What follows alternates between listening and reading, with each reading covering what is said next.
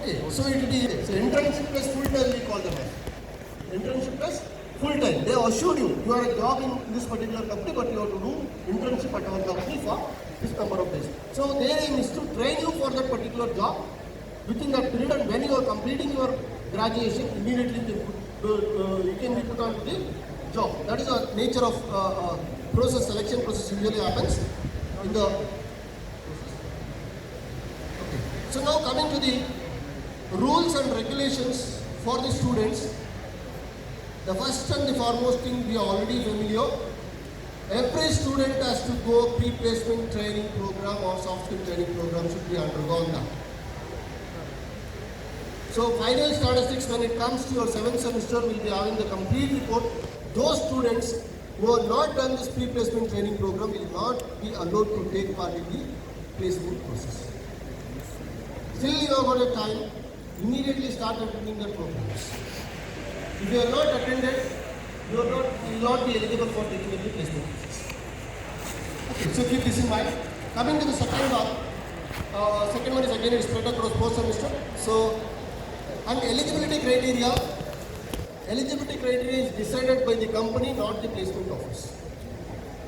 Eligibility criteria is decided by the respective companies. They specify who are eligible, what is the eligibility criteria, what is the CGPA, whether you can have backups or no backups, zero backups, or year back. Some students might have taken year back. See here, keep this in mind. Year back means it doesn't mean only in engineering, even from the 10th. Keep this in mind. There are companies they don't want year back from 10th to engineering graduation. There are companies they don't mind whether you have got 1 year, 2 year between PU and engineering, because I know there are people who repeat PU2 to get a better engineering seat. That is a year gap. Okay, repeating one of the semester, one of the year is a year back. It doesn't mean 4 years of programming, so you have to complete in 4 years. 2 years of PU means you have to complete in 2 years. 10, 1 year means you have to complete in 1 year. It is not that I have tried it for higher percentage, 1 year I used it. No. So this is the conditions. Usually companies are setting it, not DMS. So based on the eligibility criteria, what is being decided by the company, we take the registrations. Okay, we take the registration. Next, coming to the dress code. Okay, so dress code. Few people may be very surprised to know what dress code, man. Everybody, we are sitting in front of computer. So that is again online. So however I sit, what does it matter? Wherever I sit, what does it matter? Whether it's a bedroom or bathroom. Isn't it? Because we don't know where we are doing, what we are doing. You do everything in front of an online screen and it is switched off. So only when they ask, you switch on a different background. That doesn't work out now. Everything happens in BMS placement office from your batch onwards. Everything happens in BMS placement office from your batch onwards, whether it is online or offline. Do you understand what I mean to say? We have a system here which works for both online and offline. Physically you have to come here with a formal dress code. Always wearing your ID card, shoes and formal dress. Not any casual dresses you are allowed in the placement office. And always whenever you are coming for any of the interview process, always carry your hard copy of your resumes, which you have been submitted to a particular company. Whichever the company you are submitted for, so for that particular resume you have to carry always. Okay, so I was telling about virtual hiring process, that's what I told. So virtual hiring process usually happens online. So there will be other end, they will send the link and you will be joining through the link and trying to attend that particular process.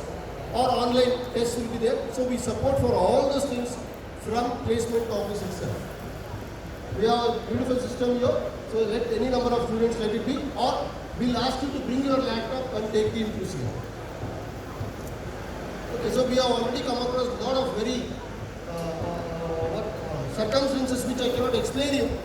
The company has reported and it looks very bad, a bad image of BMS. So we don't want to take a chance of that. So we have made requisite infrastructure arrangement, and you can come and attend and get all the interview process. Okay. So next. Okay. So now students have to submit one resume copy with a recent photograph to the placement office before the placement season starts through their coordinators. Through their coordinators, one soft copy of your resume, whichever you have been kept it ready by now. So you have to submit it by the next season starts. Your season starts, a copy of resume to the placement office, final copy without any errors. They are so careless. The resume is prepared in such a way, no email ID, no branch.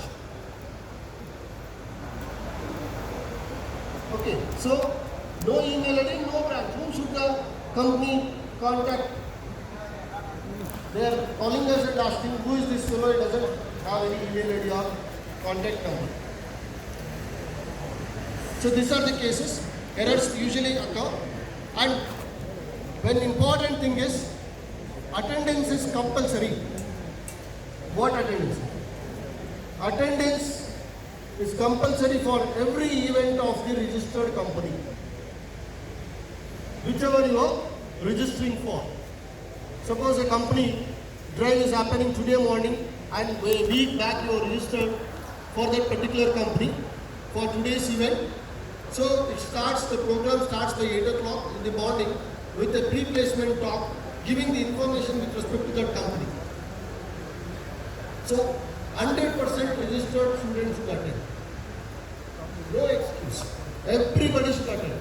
Once the company presentation is over, then student has got a chance to walk out or continue.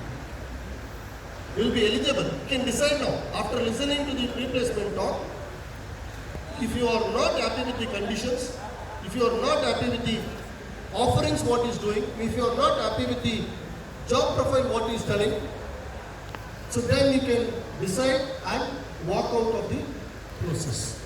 If not, if you continue from then onwards, you should not skip any of the process which you have been selected for. If you skip, it is considered as one of the offer.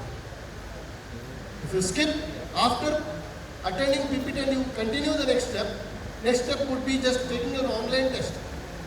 In the online test you have been shortlisted and afterwards you decide, I don't want to continue. It is treated as one of the offer. Did you understand this?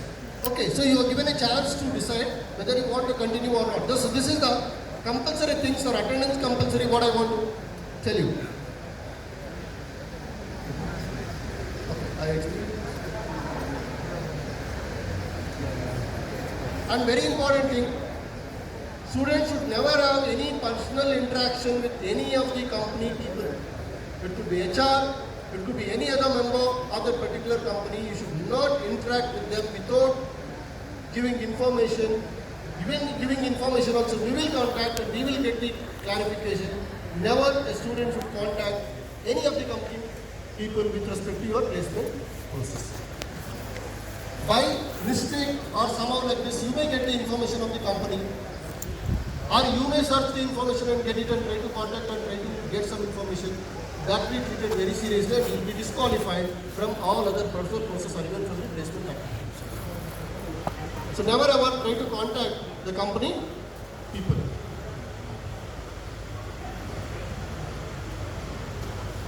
And how many number of attempts? So how many number of attempts you want till you get selected? How many number? Anybody can say any number? 5? 10?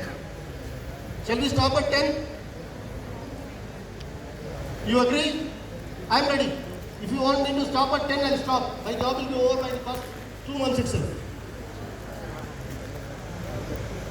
Very sorry to say that even after 100 attempts, I'm telling, keep this in mind, even after 100 attempts, students have not cleared or got the offers. Where is the lacuna then? Even after 100 company registrations, students are still registering and participating. They are not able to get a success. Then what is the problem? You are not able to identify or do the SWOT analysis of your performance and try to fill up the gaps. So that's why I asked, how many attempts you want? Shall I stop at 20? Huh? So now you do something like, I don't know how many attempts I have to do. Okay, so this time we are analyzing, we may come with number of attempts for each student, irrespective of Tier 1 or Tier 2. Irrespective of Tier 1 or Tier 2, we'll be coming with number of attempts this time. Keep this in mind. We don't want to keep on giving the attempts, keep on asking the students to register. So we'll stop at one point. You are not eligible for placement at all. You can try after this. Okay? So this is what I will tell.